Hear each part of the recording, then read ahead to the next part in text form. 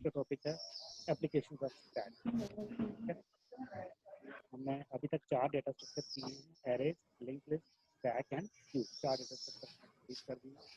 Now today we are going to discuss the various applications of stack database। इसके बाद हम करेंगे applications of queue। तो applications of stack में सबसे पहली है expression evaluation। Stack is used to evaluate the prefix, postfix and infix expression। ठीक है। Second one is expression conversion। An expression can be represented in any of the forms like prefix notation, postfix notation and infix notation। The stack can be used to convert one form to another form of expression। Third application is quicksort। ये आप लोगों ने already किया हुआ है, sorting वाले chapter में quicksort आपने किया हुआ, क्योंकि quicksort is also an application of stack data structure। उसके बाद function call। Stack is used to keep information about the active functions or subroutines। जैसे आपने फंक्शन किए हुए हैं, हम बात करें फैक्टोरियल ऑफ ए नंबर की, फैक्टोरियल ऑफ ए नंबर किया हुआ आपने, उसको यूजिंग रिकर्जन हम बनाते हैं। तो रिकर्जन में क्या होता है, स्टैक का यूज होता क्या है कि जब एक बार फंक्शन कॉल हुआ, रिकर्जन क्या करता है, अपने आप को कॉल करता है, फंक्शन अपने आप को दोबारा कॉल करता है। एक बार फंक्शन कॉल हुआ, उसके बाद जब दोबारा फंक्शन कॉल होगा तो फंक्शन कॉल करने से पहले जो इन्फॉर्मेशन है वो कहीं पे रखनी है, वो कंट्रोल हमने रखना है कि हमने कहाँ पे छोड़ा था। तो वो सारी चीज़ें स्टैक में स्टोर हो जाती हैं। तो दूसरी बार फंक्शन कॉल होता है, जब तीसरी बार फंक्शन कॉल होता है तो सेकंड टाइम की सारी इन्फॉर्मेशन स्टैक में स्टोर हो जाती है। तो फिर वो दोबारा हम उसको रेसिप्रोकेट करते हैं, उसको इन्फॉर्मेशन को दोबारा कलेक्ट करते हैं उसी ऑर्डर में जिस ऑर्डर में छोड़ा था। ठीक है। तो फंक्शन कॉल के अंदर भी स्टैक का यूज होता है। And fifth is back tracking. Suppose we are finding a path for solving maze problem. We choose a path and after following it, we realize that it is wrong. Now we need to go back to the beginning of the path to start with a new path. This can be done with the use of the stack method। ठीक है। Back tracking क्या है, simple सा logic है। आप कहीं जा रहे हैं, आप कोई रास्ता है, आपका एक ऐसा पॉइंट आ जाता है जहाँ से 3 या 4 डाइवर्जन, आपको नहीं पता किस तरफ जाना। आप डाइवर्जन नंबर ए पे चले जाते हो, बी सी डी को छोड़ देते हो। आप डाइवर्जन ए पे जैसे ही आपके, तो आप कोई निशान रखोगे कि अगर ये रास्ता गलत हुआ तो मुझे दोबारा वापस यहाँ तक आना।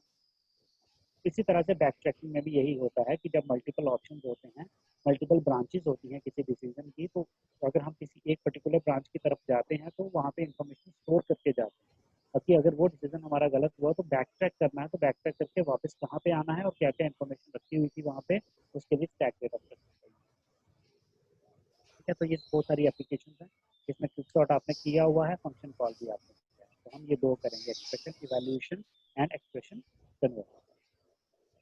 नाउ सबसे पहले बात करते हैं expression, representation of expression. An expression can be represented in 3 ways. Expression समझ आ रहा है ना आपको, कोई भी इक्वेशन, कोई भी आप फार्मूला लिखते हो, जैसे सिंपल इंटरेस्ट लिख दिया, S I is equal to P into R into T divided by 100, sum of 3 numbers लिख दिया, sum is equal to A plus B plus सी।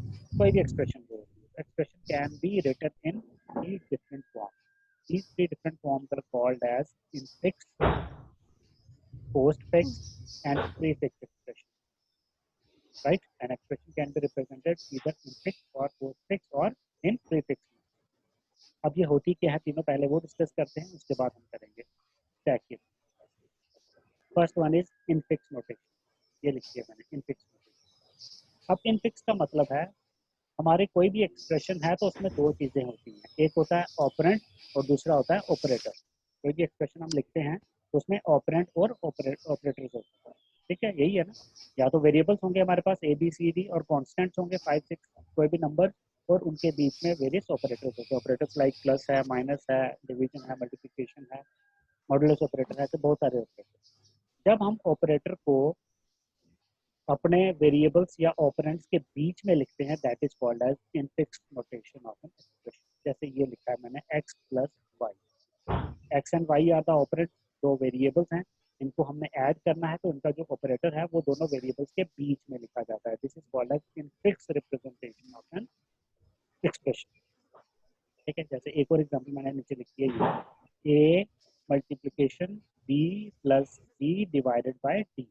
अब यहाँ पे क्या किया है, जितने भी ऑपरेटर्स हैं, हमारे पास 3 ऑपरेटर्स हैं और 4 ऑपरेंड्स हैं। A B C D are the operands और the variables, multiplication plus and division are the operators. तो ऑपरेटर को हम ऑपरेंड्स के बीच में लिखते हैं, जैसे प्लस को बी और सी के बीच में लिखा, पहले बी और सी ऐड होगा, ठीक है, क्योंकि यहाँ पे रूल चलता है, बॉड मास चलेगा अगर हम डे टू डे लाइफ में यूज कर रहे हैं, अगर प्रोग्रामिंग के अंदर कर रहे हैं तो वो associativity and precedence of operators वाला रूल चलेगा। तो सबसे पहले बी और सी को ऐड किया जाएगा, उसके बाद जो रिजल्ट यहाँ पे आएगा उसको ए के साथ मल्टीप्लाई करेगा, जो रिजल्ट आएगा उसको बी के साथ डिवाइड करेगा। This is an infix representation of an expression. अब infix notation needs extra information to make the order of evaluation of the operator clear। यहाँ पे एक्स्ट्रा इन्फॉर्मेशन देने की जरूरत पड़ती है। एक्स्ट्रा इन्फॉर्मेशन क्या है? अगर ये एक्सप्रेशन हम कंप्यूटर को दे दें सॉल्व करने के लिए, हमने कभी सी प्रोग्रामिंग लैंग्वेज के अंदर प्रोग्राम बनाया तो ये वो कैसे सॉल्व करता है? Because there are certain rules already defined like priority, precedence of operator and associativity of operator. अगर वो रूल्स ना हो तो कंप्यूटर इस एक्सप्रेशन को इवेल्युएट नहीं कर पाएगा या गलत तरीके से इवेल्युएट कर पाएगा।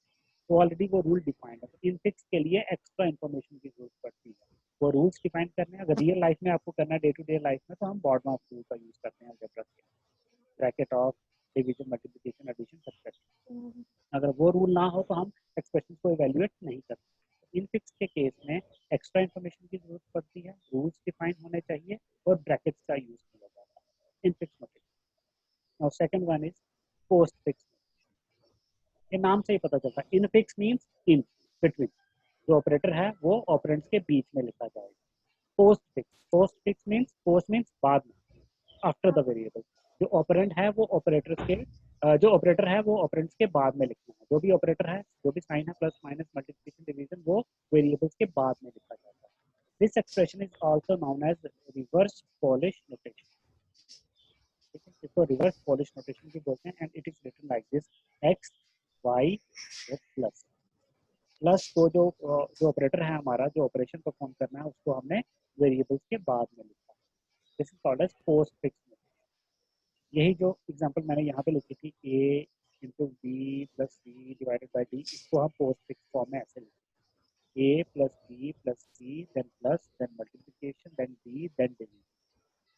जो ऑपरेटर है वो, इसको आप परेशान ना हो, इसको चेंज कैसे करना है, इनफिक्स को पोस्ट फिक्स में कैसे चेंज किया जाता है, ये भी हमने करना है। इसको इवेल्युएट करना है, वो भी मेथड मैं बताऊंगा। ये इसको कुछ क्रैम करने की जरूरत नहीं है। जब कन्वर्जन आपको आ जाएगी तो आप इजीली लिख सकते हो।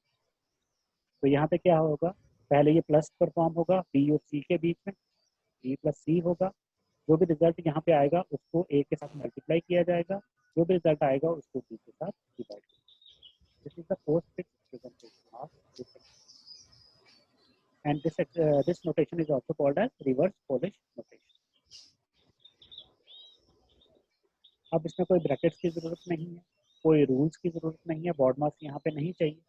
अगर डे टू डे लाइफ में करेंगे तो बॉड मास नहीं चाहिए, अगर प्रोग्रामिंग के अंदर करेंगे तो वो रूल्स हमें नहीं चाहिए, वो डायरेक्टली इवैल्यूएट कर लेंगे। उसके बाद last one is prefix notation. Prefix notation is also known as Polish notation. Prefix is called as Polish notation, postfix is called as reverse Polish notation. And it is written like this, operator को operand से पहले लिखा plus then x then y. ठीक है, this is the prefix notation. ये है हमारी expression, ये हमने प्रीफिक्स फॉर्म में लिखा, वही फार्मूला जो ऊपर लिखा था, एक्सप्रेशन लिखी थी, उसको प्रीफिक्स फॉर्म में लिखा है। तो plus multiplication A plus B, पहले डिवीजन आएगा, division multiplication A plus B C, this is the prefix. तो ये नोटेशन जनरली हमें करनी है, ज़्यादा डिटेल में नहीं जाना है। तो ये नोटेशन हमारे पास होती हैं तीन तरह की, जिसमें हम डिफरेंट एक्सप्रेशन को रिप्रेजेंट कर सकते हैं। अब हमारी आ गई application of stack. First application of stack is evaluation of postfix expression. कोई भी पोस्टफिक्स एक्सप्रेशन है वो इवैल्यूएट कैसे किया जाता है।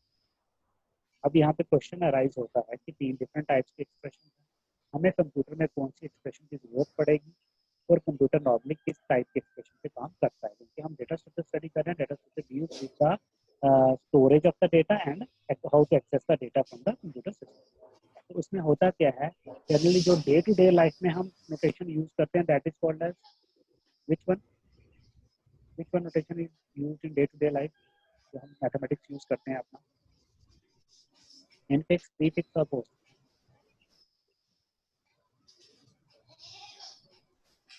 इनफिक्स। इनफिक्स, ठीक है। नॉर्मली हम जो अलजेब्रा यूज करते हैं, जो मैथमेटिकल एक्सप्रेशन यूज करते हैं, वो इनफिक्स नोटेशन यूज करते हैं, क्योंकि ऑपरेटर को वेरिएबल्स के बीच में लिखा जाता है। बट जो कंप्यूटर एफिशिएंटली सॉल्व करता है, that works on the post fix notation. Computer internally जो इवेल्युएट करता है, इजीली जो कर पाता है, वो पोस्ट फिक्स पे काम करता है। तो अब हमारे पास दो कॉन्सेप्ट हैं, एक इनफिक्स है, एक पोस्ट फिक्स। अब जब हम कंप्यूटर को इनपुट देते हैं, जैसे आपने जो प्रोग्राम्स बनाए हैं, तो जो सपोज आपने सिंपल इंटरेस्ट का प्रोग्राम बनाया था, तो इनपुट जो आप फार्मूला उसको देते हो, that is written in the form of infix notation. हम कंप्यूटर को जो इनपुट देते हैं वो इनफिक्स फॉर्म में होती है, जो हम डे टू डे लाइफ में यूज करते हैं, जो हमें आती है। बट कंप्यूटर इंटरनली पहले उस इनफिक्स एक्सप्रेशन को पोस्ट फिक्स में चेंज करता है, फिर उस पोस्ट फिक्स एक्सप्रेशन को वो इवेल्युएट करता है। दो चीजें हैं इसके अंदर। तो ये दोनों हमारी एप्लीकेशंस बन जाएंगी। इन दोनों मेथड्स में स्टैक का यूज होता है। बिना स्टैक के ये दोनों मेथड इंप्लीमेंट करना बहुत ही कॉम्प्लिकेटेड काम। First, convert the infix expression into postfix expression, and second one is evaluation of the postfix expression. दो चीजें हैं और ये दोनों applications of stack हैं। जैसे आप पहले में चले जाओ, ये मैंने जो बताया आपको, what are the various applications of stack। तो first application is expression evaluation। Expression को इवेल्युएट कर कैसे करना, तो इसमें हम एक ही करेंगे, evaluation of post fix expression, क्योंकि उसी की इवेल्युएशन कंप्यूटर करता है, तो हम वही मेथड करेंगे। Second application is expression conversion, how to convert the different expression. इसमें हम करेंगे conversion of an infix expression into postfix expression. ये दो हम एप्लीकेशन करेंगे। तो आज हम करते हैं एक्सप्रेशन इवेल्युएशन। इवेल्युएशन हमें किसकी करनी है? Postfix expression. Evaluation of post fix expression मैं इसका मेथड करवाऊंगा, एल्गो करवाऊंगा, एग्जांपल कराऊंगा और प्रोग्राम कोड कराऊंगा, ठीक है। फर्स्ट मेथड होता क्या है? बहुत सिंपल मेथड है। हमारे पास कोई भी पोस्ट फिक्स एक्सप्रेशन होगी, उसको हमने इवेल्युएट कैसे करना, उसका मेथड कंप्यूटर कैसे करता है इंटरनली, वो मेथड है। First step is while reading the expression from left to right. Expression को लेफ्ट टू राइट ही स्कैन करना है हमने, क्योंकि रीड हम लेफ्ट से स्टार्ट करते हैं, राइट की तरफ मूव करते जाते हैं, तो उसको लेफ्ट टू राइट स्कैन करना है and push the element in the stack if it is an operand. जो भी एक्सप्रेशन हमारे पास होगी उसमें क्या होगा? नंबर्स होंगे, कॉन्स्टेंट्स और वेरिएबल्स, एक्स वाई जेड होंगे या 4 5 6 कोई नंबर्स होंगे, ऑपरेंड्स होंगे, और दूसरी क्या चीज होगी? ऑपरेटर्स होंगे। दो चीजें होंगी, ठीक है। ब्रैकेट्स इसमें होती ही नहीं है, पोस्ट फिक्स में ब्रैकेट्स यूज ही नहीं होती हैं। इसमें दो ही चीजें हैं, या तो कॉन्स्टेंट्स और वेरिएबल्स हैं, और या फिर ऑपरेटर्स हैं। हम लेफ्ट टू राइट एक्सप्रेशन को स्कैन करेंगे। अगर हमें एक ऑपरेंड मिलता है, अगर हम ऑपरेंड को एनकाउंटर करते हैं, तो that we have to push into the stack. उस ऑपरेंड को हम स्टैक में पुश कर देंगे, पुश मींस स्टैक में इंसर्ट कर देंगे। Second step, if an operator is encountered, या तो ऑपरेंड मिलेगा या ऑपरेटर मिलेगा। अगर ऑपरेंड मिलता है तो उसको स्टैक में डाल देना है, अगर ऑपरेटर मिलता है हमें, तो ऑपरेटर के केस में क्या करना है कि जो स्टैक के टॉप 2 एलिमेंट्स होंगे उनको हम पॉप कर लेंगे और उनके ऊपर वो ऑपरेशन परफॉर्म कर देंगे जो ऑपरेटर हमें मिलेगा। I will explain with the example, बहुत इजी है, ये हो जाएगा। और लास्ट में push back the result of the evaluation, जो लास्ट में इवेल्युएट करके रिजल्ट आएगा उसको फिर से स्टैक में पुश कर देंगे, इंसर्ट कर देंगे। Repeat this process till the end of the expression. जब तक वो एक्सप्रेशन खत्म नहीं हो जाती तब तक हमें ये प्रोसीजर रिपीट करते रहें, ठीक है। अब एल्गोरिदम पे आ जाते हैं। अब लेकिन एक्सप्रेशन खत्म कब होगी वो कैसे पता चलेगा? एक्सप्रेशन में कोई भी लिखी पोस्ट फिक्स एक्सप्रेशन, जैसे ये ऊपर वाली एग्जांपल है, ये है postfix expression, this one, A B C plus multiplication D division, ठीक है। अब कंपाइलर को कैसे पता चलेगा कि ये कहाँ पे टर्मिनेट हो रही है? उसको कुछ बताना है कि खत्म कहाँ पे हो रही है। उसके लिए हम एक एक्स्ट्रा चीज इसमें ऐड कर देते हैं। एल्गोरिदम देखो आप, first step, the first step of the algorithm पढ़ा जा रहा है ना, ये क्लियर है, दिख रहा है, ठीक है। सबसे पहले क्या करेंगे? Add a right parenthesis, right bracket to the end of the postfix expression. जो भी पोस्ट फिक्स एक्सप्रेशन हमारे पास होगी उसके लास्ट में एक राइट ब्रैकेट ऐड करते हैं, ठीक है, closing bracket. Then second step क्या करना है? Read the postfix expression from left to right until this right bracket is encountered. हमें उस पोस्टफिक्स एक्सप्रेशन को लेफ्ट से लेकर राइट तक रीड करना है, कब तक, जब तक वो राइट ब्रैकेट नहीं मिल जाती। जैसे ही राइट ब्रैकेट मिलेगी, क्योंकि ब्रैकेट्स इसमें होती ही नहीं है, बीच में कहीं ब्रैकेट नहीं होगी, वो हमने एक्स्ट्रा ऐड की है to terminate the expression, to show the compiler the expression is terminating at this step. ठीक है, हमने उसको स्कैन करना है फ्रॉम लेफ्ट टू राइट, कब तक, जब तक वो राइट ब्रैकेट हमें नहीं मिल जाती। थर्ड स्टेप, स्कैन करते जाएंगे, हमने पहला नंबर देखा, पहला एलिमेंट जो भी देखा, अगर वो ऑपरेंट है, कोई कांस्टेंट या वेरिएबल है, तो उसको क्या करना है, स्टैक में पुश कर देना है, इंसर्ट कर देना है। If an operand is encountered, push it onto stack, उसको स्टैक में डाल देना, simple. Third step. Fourth step, अगर ऑपरेंड नहीं है तो क्या मिलेगा, ऑपरेटर मिलेगा। If an operator is encountered, अगर कोई ऑपरेटर मिल जाता है, then pop two elements from the stack, stack से दो एलिमेंट्स पॉप कर लेने हैं, टॉप एलिमेंट्स ही पॉप होते हैं ऑब्वियसली स्टैक के अंदर, दो टॉप एलिमेंट्स उसमें से निकाल देने हैं। हम एज्यूम करते हैं A is the top element and B is the next to top element. हम एज्यूम करते हैं ए जो है वो ऊपर वाला टॉप एलिमेंट है और बी उसके नीचे वाला एलिमेंट है, दो एलिमेंट्स को पॉप करना अगर कोई ऑपरेटर मिलता है। देन इवेल्युएट बी ऑपरेटर ए, ये sequence important, this sequence is very important, इसको अच्छे से समझ लेना। दो एलिमेंट्स को पॉप करना है, ठीक है, A is the top element, B is the next top element, और उसके ऊपर वही ऑपरेशन परफॉर्म कर देना है जो ऑपरेटर हमें एनकाउंटर हुआ है, जो एक्सप्रेशन के अंदर मिला है। लेकिन उसका ऑर्डर क्या रखना है, अगर माइनस साइन है तो ऑर्डर मैटर करता है, तो बी ऑपरेटर ए जो नीचे वाला एलिमेंट है, देन आगे प्लस है तो plus, then top element B plus A, B minus A, B multiplication A, B divided by A divided by B नहीं करते हैं, बी डिवाइडेड बाय, पहले second top then top element, और उनके बीच में जो ऑपरेशन है परफॉर्म कर देना, और उसका जो भी रिजल्ट आएगा वो दोबारा स्टैक के ऊपर, स्टैक में पुश कर देना। बस ये एल्गोरिदम है, छोटा सा एल्गोरिदम है, बहुत ईजी है। This is the evaluation of a postfix expression. अब मैं एग्जांपल करता हूँ, ये एग्जांपल है, सपोज हमारे पास this is the expression, postfix expression 4 5 6 multiplication plus, postfix है क्योंकि ऑपरेटर्स को ऑपरेंड्स के बाद में लिखा गया है। तो सबसे पहला स्टेप क्या करते हैं, add a right parenthesis at the end of the expression, expression के लास्ट में एक राइट ब्रैकेट ऐड कर देंगे, हो गया। अब इसको स्कैन करना है, रीड करना है इस एक्सप्रेशन को फ्रॉम लेफ्ट टू राइट, यहाँ से स्टार्ट करना है। दो ही चीजें हैं, या तो कांस्टेंट या वेरिएबल मिलेगा या ऑपरेटर मिलेगा। हम पहला एलिमेंट स्कैन करते हैं, पहला एलिमेंट क्या है 4, ये मैंने लिखा है step, this is the input symbol, symbol कौन सा मिला हमें, ऑपरेशन करना क्या है, टैग के अंदर क्या डालना है या कैलकुलेशन क्या करना है। ठीक है, सबसे पहले हमने स्कैन किया तो हमें क्या मिला 4, 4 मिल गया। अगर कोई नंबर मिलता है तो उसको क्या करना है, स्टैक में डाल दो, पुश ऑपरेशन परफॉर्म करना है। अगर कोई भी कांस्टेंट मिलता है तो हमने पुश ऑपरेशन परफॉर्म करना है, ऑपरेशन पुश इज परफॉर्म और स्टैक में क्या आ जाएगा 4। स्टैक अभी एम्प्टी था हमारा, इस सिचुएशन में स्टैक में पहला एलिमेंट इंसर्ट हो गया 4, कैलकुलेशन यहाँ पे कुछ भी नहीं। फिर सेकंड एलिमेंट को स्कैन करना है, 4 हो गया, 4 के बाद क्या है 5, 5 को स्कैन किया, इनपुट सिंबल इज 5, फिर से अगेन नंबर है हमारे पास, फिर से पुश ऑपरेशन परफॉर्म होगा, 5 को स्टैक में डाल देंगे, स्टैक में पहले 4 था, अब उसके ऊपर आ गया 5, ये सीक्वेंस है, नीचे 4 है, स्टैक के ऊपर आ गया 5, क्योंकि टॉप पे ही इंसर्शन होती है, टॉप से ही एडिशन होती है, कैलकुलेशन कुछ नहीं होगी यहाँ पे। फिर उसके बाद क्या आया 6, फिर नंबर आया 6, फिर से पुश ऑपरेशन परफॉर्म होगा, स्टैक में 4 और 5 पहले से ही थे, उसके टॉप पे नया नंबर इंसर्ट हो गया 6, 4 5 6 हो गया। उसके बाद क्या आया मल्टीप्लिकेशन, अब यहाँ पे मल्टीप्लिकेशन हमें एनकाउंटर हुआ, now N operator is encountered, अब हमारे पास एक ऑपरेटर आया है। तो जब ऑपरेटर आता है तो क्या करना है, स्टैक के टॉप 2 एलिमेंट्स को पॉप कर लेना है, स्टैक से बाहर निकाल लेना है और उनके ऊपर ये ऑपरेशन परफॉर्म करना है, multiplication, pop 2 elements and evaluate, ये ऑपरेशन हमने परफॉर्म करना। दो एलिमेंट्स ऊपर से निकाल दिए, कौन कौन से निकलेंगे, पहले 6 आएगा, 5 और 6 फिर 5 आएगा, ठीक है। अब 6 is the top element, 6 is A, 5 is the next top element, 5 is B.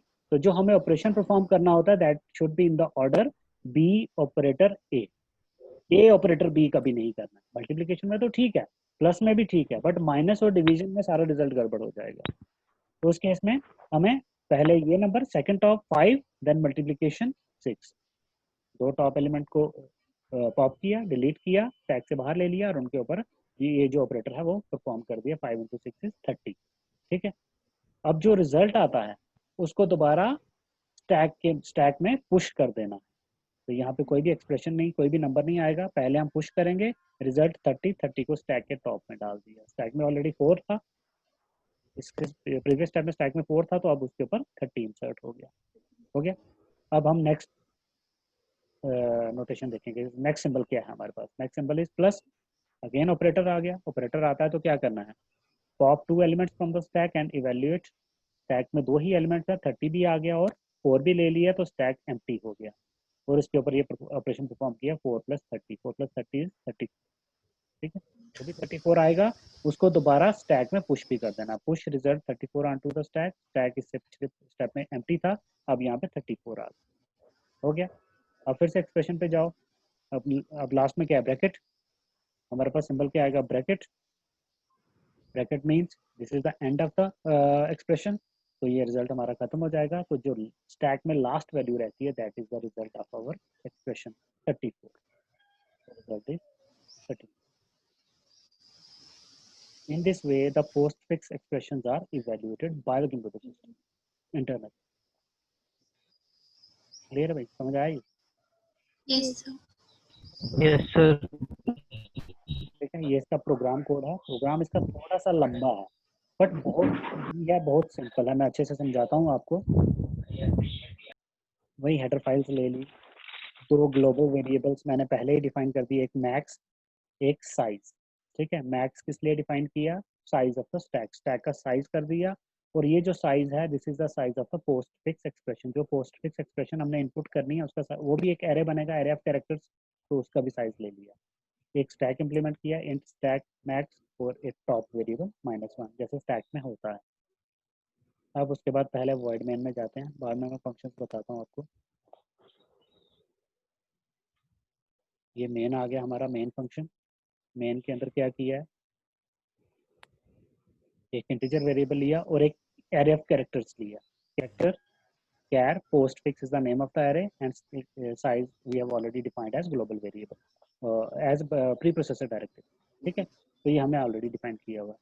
तो हमने क्या करना है यहाँ पे? कुछ लिमिटेशंस हैं इस प्रोग्राम की। लिमिटेशंस क्या रखी है मैंने? एक एजम्पशन रखा है कि सिर्फ 4 ऑपरेटर्स अलाउड, जब सिर्फ multiplication, division, plus and minus, और कोई ऑपरेटर इस प्रोग्राम में अलाउड नहीं है। ठीक है, और दूसरी लिमिटेशन क्या है? The expression and operand should be single digit only. जो ऑपरेंड, तो जो कॉन्स्टेंट्स हमने इनपुट करने हैं, that should be in the single digit, double digit नहीं लेना है। ये एक थोड़ी सी लिमिटेशन है, क्योंकि समझाने के लिए ये थोड़ा सा इजी हो जाएगा हमारे लिए। उसके बाद हमने यूजर से बोलना है एंटर द पोस्टफिक्स एक्सप्रेशन। जो हमने सपोज फॉर एग्जांपल ली थी, 4, 5, 6 प्लस एंड मल्टीप्लिकेशन जो भी था, तो वो एक्सप्रेशन इनपुट करेगा। वो यूजिंग फॉर लूप हमने सेव करवा ली है। Using for loop i = 0, i <= size -1, क्योंकि इस साइज से साइज तक ही चलेगा। अगर साइज हमने 10 लिया है तो 0 से लेकर 9 तक चलेगा। तो ये नंबर जो भी कैरेक्टर इनपुट करेगा वो पोस्ट फिक्स एरे में सेव हो जाएगा। ठीक है, कैरेक्टर वाइज 1 1 1 कैरेक्टर। पहले 4 इनपुट किया, 4 स्टोर हो गया, फिर 5 हो गया, फिर 6 हो गया, फिर मल्टीप्लिकेशन साइन हो गया, फिर प्लस साइन हो गया, और लास्ट में ब्रैकेट। लेकिन इसमें एक इफ कंडीशन मैंने लगाई है इनपुट के साथ ही, if postfix of i is equal to right bracket. देखो कोड्स के अंदर लिखा है, कोड्स के अंदर राइट ब्रैकेट लिखी। ठीक है, ये कंडीशन चेक करेगा। If postfix i is equal to right bracket, अगर यूजर ने राइट ब्रैकेट इनपुट कर दी है तो ब्रेक कर दिया है, लूप विल टर्मिनेट। क्योंकि जब यूजर ने राइट ब्रैकेट इनपुट कर दी तो इट मीन्स इसके बाद उसने और कुछ इनपुट नहीं करना है, एक्सप्रेशन यहाँ पे टर्मिनेट हो रही है। तो ये ब्रेक स्टेटमेंट काम करेगी, लूप टर्मिनेट हो जाएगा, हमारी एक्सप्रेशन इनपुट होगी। अब using the steps expression input हो गई हमारी। अब उसको इवेल्युएट करना है, तो उसके लिए एक फंक्शन बनाया है, इवेल्युएट पोस्ट फिक्स, और उसमें एज पैरामीटर पास कर दिया name of the array post. ठीक है, ये कंट्रोल सीधा उस फंक्शन के अंदर चला जाएगा। ये फंक्शन है evaluate, eval postfix is the name of the function. आप चेंज कर सकते हो फंक्शंस के नाम अपने कन्वीनियंस के अकॉर्डिंग। तो ये नेम ऑफ द एरे। ठीक है, एरे का एड्रेस आ गया हमारे पास ऊपर। अब हमने यहाँ पे इवेल्युएट करना है इसको इवेल्युएट कैसे करना है? कुछ वेरिएबल्स लिए हैं, इंटीजर, कैरेक्टर, इंट। अब हमने फॉर लूप चलाया, हमने हर एक कैरेक्टर को इंडिविजुअली चेक करना है कि वो क्या क्या है। ऑपरेंड है, ऑपरेटर है या राइट ब्रैकेट है। तीन चीज़ें हैं यहाँ पे। ऑपरेंड होगा, वेरिएबल होगा, कांस्टेंट होगा, तो उसको स्टैक में पुश कर देना है। अगर ऑपरेटर आ जाता है तो स्टैक से टॉप 2 एलिमेंट्स को पॉप कर लेना है, ऑपरेशन परफॉर्म करना है, रिजल्ट को दोबारा पुश करना है, और अगर राइट ब्रैकेट आती है तो that shows the termination of the expression. एक एक कैरेक्टर को चेक करेंगे। i इक्वल टू 0 कब तक लूप चलेगा? While postfix of i is not equal to right bracket. ठीक है, एरे का i है, जो i मीन्स 0 है, 1 2 3 4 है, जब तक वो राइट ब्रैकेट नहीं आ जाती तब तक ये लूप चलता रहेगा। अब एक ch वेरिएबल लिया, ch is a character variable, उसमें उस कैरेक्टर को सेव करवा दिया, post fix of i। Suppose हमने पहला लिया i is 0, post fix of 0 is, suppose वही एक्सप्रेशन हमारे पास 4 5 6 मल्टीप्लीकेशन एंड प्लस, तो पहला कैरेक्टर क्या आया 4, तो ch में क्या स्टोर हो गया 4। फिर ये एक इस डिजिट फंक्शन होता है, ऑलरेडी बिल्ट इन फंक्शन है हमारे पास, लाइब्रेरी फंक्शन, हम इसको यूज करते हैं। इस डिजिट ch ये चेक करता है कि जो कैरेक्टर है वो डिजिट है या नहीं है। If this condition is true, ये या तो ट्रू रिटर्न करेगा या फॉल्स रिटर्न करेगा। अगर हम पहला केस देखें तो पहले केस में हमारा कैरेक्टर क्या है 4, तो ये इस डिजिट ch चेक करेगा, ch में 4 है तो this means condition is true, एक नंबर है। अगर नंबर है तो उसको पुश कर देना है। हमने पुश फंक्शन को कॉल कर दिया यहाँ से, अगर नंबर मिला है तो पुश फंक्शन कॉल किया है, एज पैरामीटर पास करेंगे ch माइनस 0। ये क्यों किया है? सीधा ch को पास क्यों नहीं किया हमने 4? अगर नंबर है तो 4 सीधा पास करते हैं, but ch will pass the ASCII code of 4, उसका ASCII code, internally ASCII code पे ही काम चलता है, नंबर 4 एज स्टोर नहीं होता। तो ch माइनस 0 करने का मतलब है वो उसकी वैल्यू रिटर्न करेगा, 4 रिटर्न पास करेगा।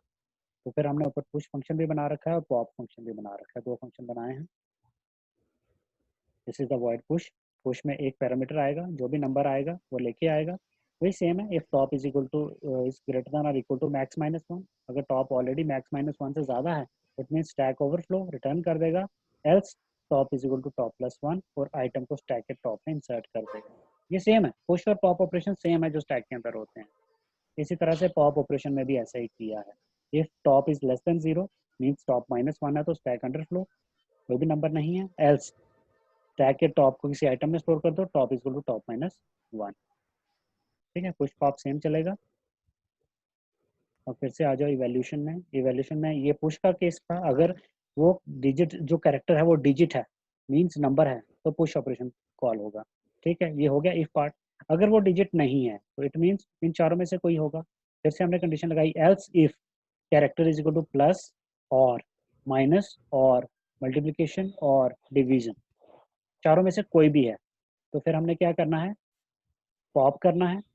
एक बार पॉप ऑपरेशन कॉल किया, जो नंबर डिलीट हुआ उसको ए में स्टोर कर दिया।